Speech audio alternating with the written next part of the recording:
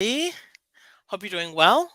Geronda Wollack-Spiller here, speaker and coach, and welcome to Leading in the Moment with Geronda. So, if you were able to go or watch the replay or tune in live for the last session or the last episode, it was focused on self awareness as a leader, but it was really more of the high level. What are the consequences if you don't focus on self awareness? What happens if you don't take it seriously and how it impacts your team, impacts you, impacts your personal life? And I shared a story at that time about just my experience of not taking care of myself and a medical condition that I have now called Bell's palsy. So I have partial facial paralysis on this side. So if I widen my eyes, you can see it's a little bit harder for me. But um, as always, before I go into the topic, I usually have a question that I really like to focus on for folks who are interested and joining. So, one, if you are joining live, I would love for you to put live in the chat. So that's live in the chat if you are joining. Again, anyone who is just hopping on, this is Leading in the Moment with Geronda, where we talk about different leadership topics that really help leaders strive, especially new managers and those that are historically marginalized. So, thank you for joining. And the question I have really this week is, what is something that you do to help you remind yourself or reflect on your self care? And something that I do after my experience, I won't actually go too deep into it. And thank you, Jane, for joining. I see you put live in the chat. Um, so I won't go too deep into my experience here, but really what happened with my Bell's palsy and how it came about was I was working in a work environment where I was just overworking myself. And in some cases I wasn't um feeling that I can bring my authentic self in many cases, being the only um or lack thereof uh in terms of my identity, especially being LGBTQ. And I didn't really reflect on this. Sometimes it's so unconscious. You're just churning and churning and going and going and going that you don't realize how much stress you're holding in and how much anxiety you're holding in. You're just on autopilot. And it wasn't until I woke up, it's been about 2.5 years now. It wasn't until I woke up one day, my face was super stiff. It shifted in one entirely different direction. I honestly, if I were to really put it into perspective, I thought that I was having a stroke. That's how scared I was in that experience. And when I started really focusing on what is happening, why am I experiencing this, that's really when I started to focus on the self reflection for me. So I'll quickly show you um, super quick. Let's see here. I may not be able to. Oh, here it goes. So this is what I looked like when I got Bell's palsy. Again, super stiff. I couldn't speak. It was very hard for me to speak because it was painful. Um, I couldn't really eat very well. I couldn't keep saliva in my mouth. It was really challenging. I couldn't keep my eyes closed at night, so I had to wear an eye patch to go to sleep because my eye wasn't closing fully to go to bed. So that really brought a lot of the anxiety for me of what is this? I don't know what this is, and it was deemed Bell's palsy, which you can get from a lot of stress. You can also get it from diabetes or shingles. It's a rare disorder as well, so they're still looking to have more research on it. But just from not exploring and understanding my self care and ways that I need to be able to focus on it, this is the result that I got. I have Bell's palsy.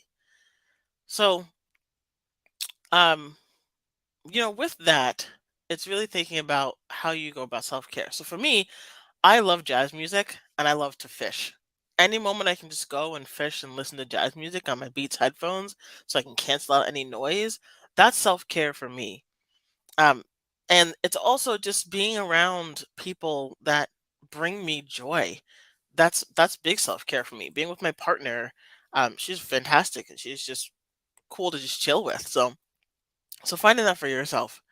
Um, so the topic really is going to go into today. It is part two of self care, how important it is. It's so important, but also it's going to be more tactical ways you can start to evaluate this as a leader. Because as leaders, there are so many things we focus on. How can we focus on ourselves? So, as a quick reminder, I'm working on not saying so much. Catch me if I do. I will be fine with it. Catch me if I keep saying so. I need a better transition point. Anywho, I want to move into that and really start thinking about what that self-care looks for you. Not many people are aware. Not many people have that self-care. Not many people have thought about what self-care means. There's a lot of times too where we don't even recognize that self-care is needed. How do we go about figuring that out for ourselves as well? I took a poll. Maybe you've seen it, maybe you haven't, but there was a poll question I put out on LinkedIn. I believe it actually closed yesterday, but the question was, what leaders feel is the biggest contributing factor that derails them from prioritizing self care? And the number one answer actually was the pressure to be available to your team or to others. And the pressure to be available could also be like at work, but also at home. It could be in many different places for you. The second was unawareness that it's actually needed. So that's my case. I was so unaware that I needed to really focus on myself, and I was just overworking myself in my work to prove myself and to show that I can do the job.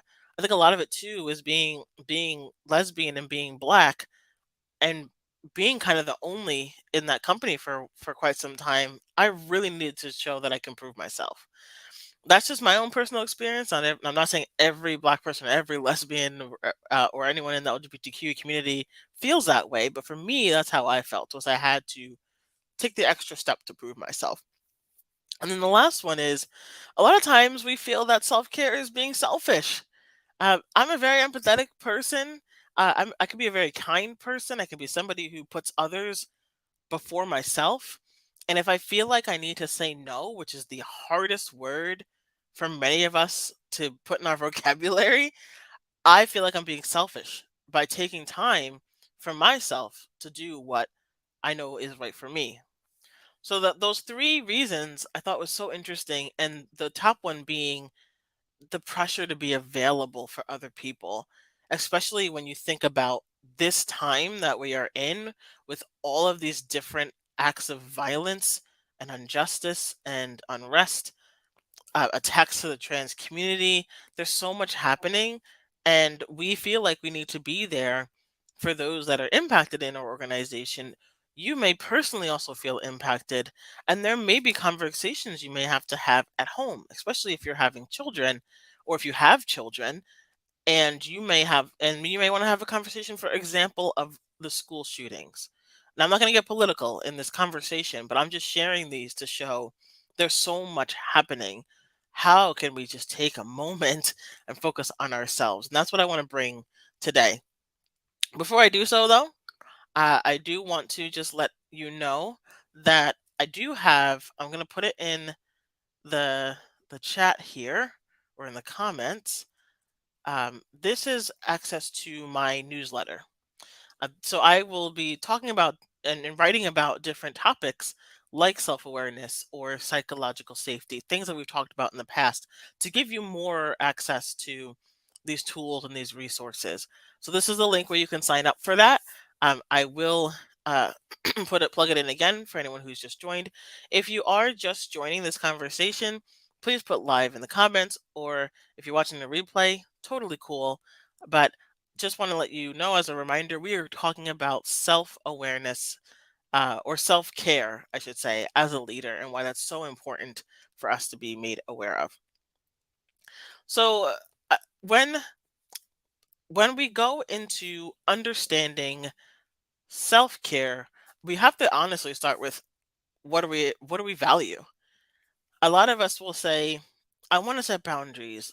I don't know how, or I can't set boundaries because I know this person needs me, or I know I have to get this thing done by a certain time, or I know that I if I'm not there for this person, or if I'm not there for a certain situation, it's going to impact how I look as a leader in the company. So there are so many things that are going to influence your feelings of self-care, your stress level, your ability to be able to reflect on these things for yourself.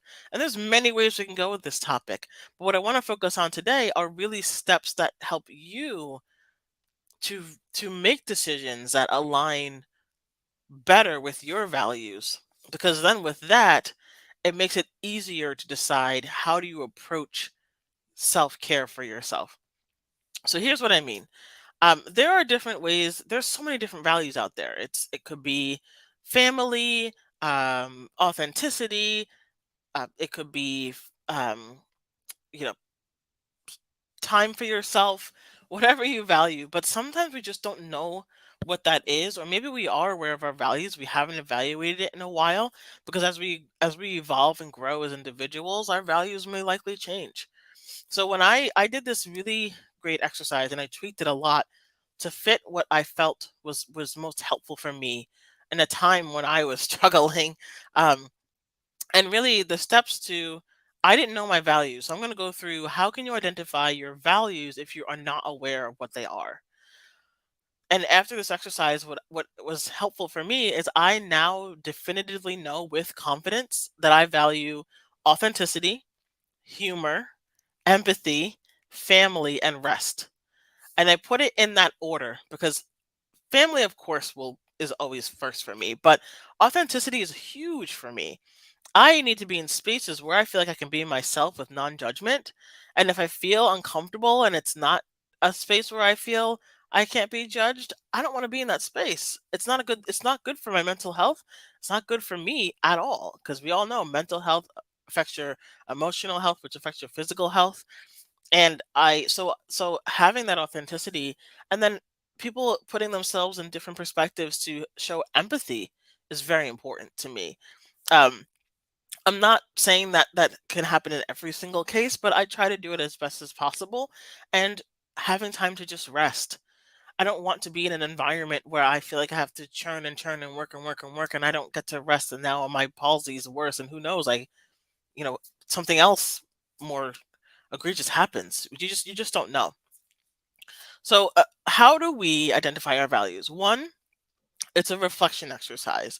So if you are watching live, or even if you're watching the replay, I want you to take out a piece of paper because this is going to be very helpful for you.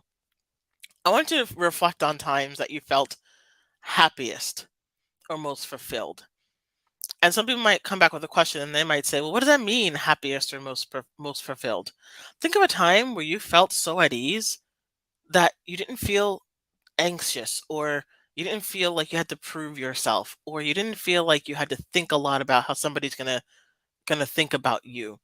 What are those times or moments or events where you felt happiest? For me, I felt happiest anytime I was on vacation with my wife.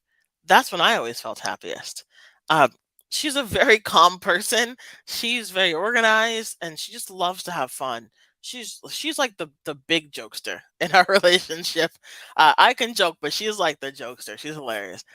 And that's where I was, reflecting on the second part of that question, which is what were you doing that in that time where you felt happiest? What were some things you were doing in that time? And I knew that I was just hanging out and having a drink. Um, and that may be different for everybody. Not everybody consumes alcohol, but for me, it was just, sitting with a Mai Tai, talking and chatting about life and our goals. And then it was, going to a comedy show and spending time on the beach and just really taking in the history of things. But we just had so much fun and we were laughing so much. And I felt so at ease in an environment where I wasn't judged. The second question is reflect on what energizes you. So think about activities or people or experiences that give you energy and leave you actually feeling refreshed and not drained. So people that make me feel refreshed are, my wife. I have friends who are. We can talk about things that are happening in politics, and then we can go and we can joke about a lot of different things. And I love being energized by talking to them. I'm also part of a community where this community of speakers and consultants and coaches, and we are just this beautiful community of people where I get energized by hearing all the successes and lessons learned from them. So learning for me is also big, and we have so much fun. We laugh all the time in those spaces. So I love going to those spaces because again, I can be authentic and I can have the humor, and there's so much empathy, and we do feel like a family, honestly. And I don't just say that. I know people will say like, "Oh, we're a family." I genuinely feel that we are a family. And then reflect on what you stand for. So consider the causes or issues or beliefs that you have and that you feel strongly about. Um, so for me, I feel very strong about supporting the LGBTQ plus community and people of color. I'm a person of color. I support LGBTQ. I'm also adopted, so I see adoption and family as so important because I was so fortunate to be in a family where I was able to have a lot of really great, amazing experiences, raised by a single father who's just the best, and showed me a lot of what family can bring for you. And then reflect on your current priorities. This one's really important, actually. And this one was the biggest eye opener for me as a leader because I started realizing what I was prioritizing was what was impacting my health and impacting my ability for self care. So I was prioritizing work, and that was it. I wasn't really prioritizing my wife, who was my girlfriend at the time, and I was really prioritizing my job, not my relationships or my hobbies. And you may prioritize your job, and that's okay, but there's a healthy boundary to what that looks like. So by doing that, for me, I was like, I'm not even focusing on my relationships. I'm not even focusing on my hobbies, like playing my trumpet or going to more comedy shows. Going fishing. I wasn't doing a lot of that, and I was starting to get myself into this place of I lost myself. So what do you prioritize? Reflect on your role models. Who are your role models? Who do you admire and respect? And what values do they embody? They many times when you have a role model, especially if it's somebody who's out there, who's well known, who's might have a podcast or a movie or this really great business, whatever that is, you can see what they value actually and what gives them energy and what brings them and what inspires you. So really thinking about that. So again, write these down. Reflect on the times that you felt happiest and most fulfilled. Reflect on what energizes you, whether that's the people, the experiences, the activities. Reflect on what you stand for, whether that's causes, issues, or beliefs. Your role models that you have in your life, what you currently prioritize. So important because maybe this misaligned, and then write down your values after that. So this, what my happiest moment with my wife, the energizing of playing my trumpet and going to jazz shows, and my friends and the experiences I have that gave me energy, standing for causes like LGBTQ, adoption, people of color, current priorities, which was out of alignment, really made me think about okay, well, authenticity, humor, empathy, family, and rest is really what came out of that. And so I wrote them down and I categorized them into personal, professional, and spiritual. And remember, your values will evolve and they may change over time. That's why this reflection is incredibly important to do on a consistent basis. So, we're going to plug in for a second. I know that generally I have these shorter sessions, but I think this is really helpful to go through as a little bit of a longer session. So if you are just coming in now, again, I'm going to add to the comments. I do have a newsletter where I look to have more of these topics and provide resources to really help you be as effective as you can as a leader, especially for those who are new managers or people of color or LGBTQ. And What I want to share next with you very quickly is how do you have your values. So you know, you like, maybe it's authenticity. We're going to focus on that one. Now you have to set boundaries. You can know about your values as much as you possibly can, and you can have an understanding of what those values are, but then how are you going to make sure you're making the right decisions based on those values? So there's four different types of boundaries that we actually focus on. It's your work boundaries, it's your personal boundaries, your relationship boundaries, and emotional boundaries. And when you're focusing on your work boundaries, for example, it's things like, I don't want to work outside of my regular hours because I'm prioritizing my family. Or it's setting limits on the number of work related emails you focus on. I know that we are those people. There are many of us who will answer email on vacation, answer email after working hours, and answer email at the dinner table or in some space where we are with family. We're not present. We just aren't. And it's hard because I think there could be a time management element where there's too much going on. Maybe you're not able to delegate and give more space to others to take on some work for you, so you're not having so much work. So what do you need to do to feel like you can say no to work requests? And what can you do to really set the limit on how often you're available to send emails and other things? With relationship boundaries, this might be with your partner. This might be with a friend. This might be with a family member. I had to set boundaries with family members, which was the hardest thing for me to do, but it was necessary for my self-care. It really was, for my mental health and everything. So maybe it's setting limits about the time that you spend with certain people. Maybe it's reevaluating the relationships that you have with certain friends.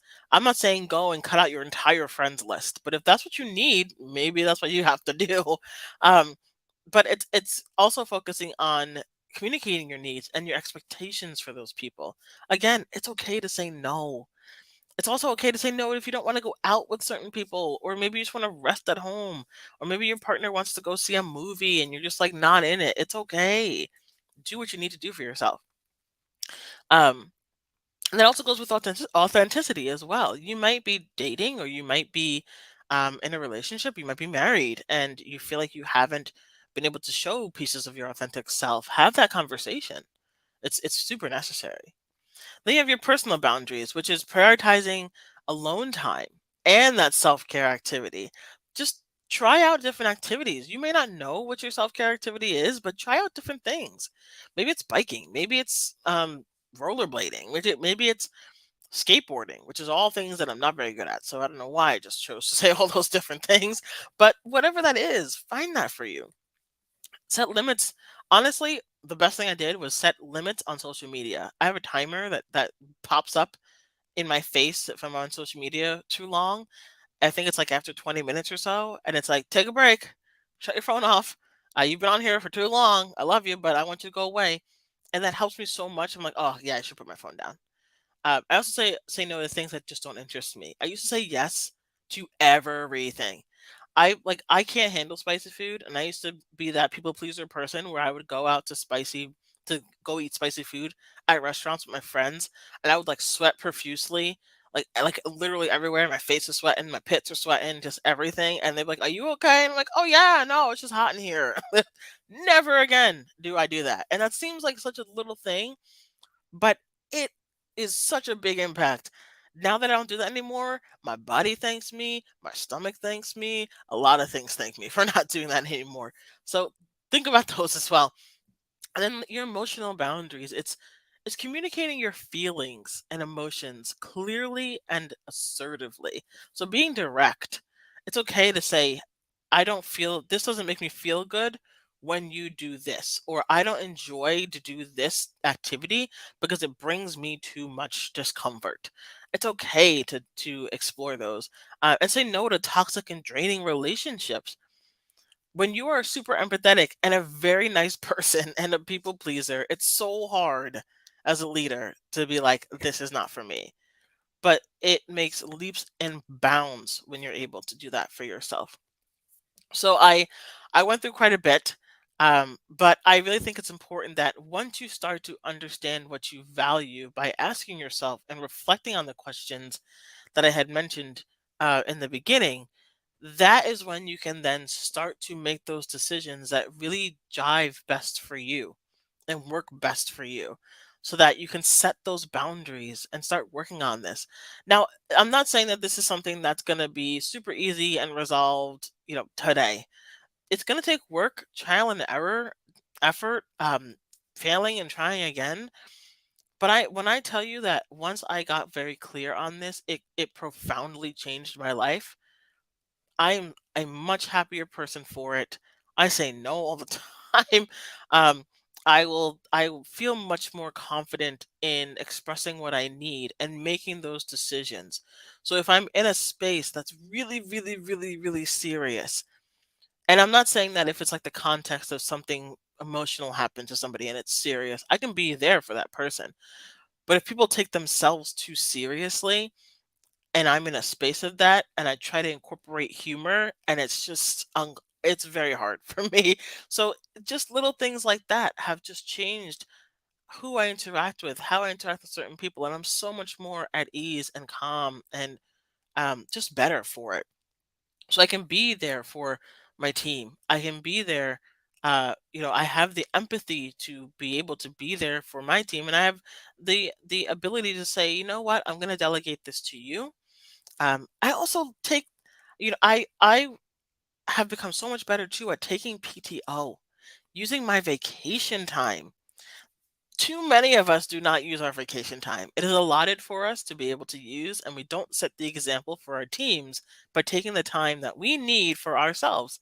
And if we do take vacation time, it is not a time to catch up on work. I purposely do not take my laptop with me on any vacation that I go on because I know I will open it and I would know I will email and my wife will get super peeved and super pissed. And it's just not worth it because the work is always going to be there. Always, always, always going to be there. But you are not. You and I say that in the most respectful way possible. That work is always there. There's always something to do or catch up on, but just let yourself take care of yourself so you can take care of other people. So thank you so much for listening in, for being patient with me and going through all of this. It's such an important topic for me, because when I did get Bell's palsy and I found out it was stress related, I immediately went to therapy and then I went to a life coach because I didn't have the awareness that I'm giving you right now.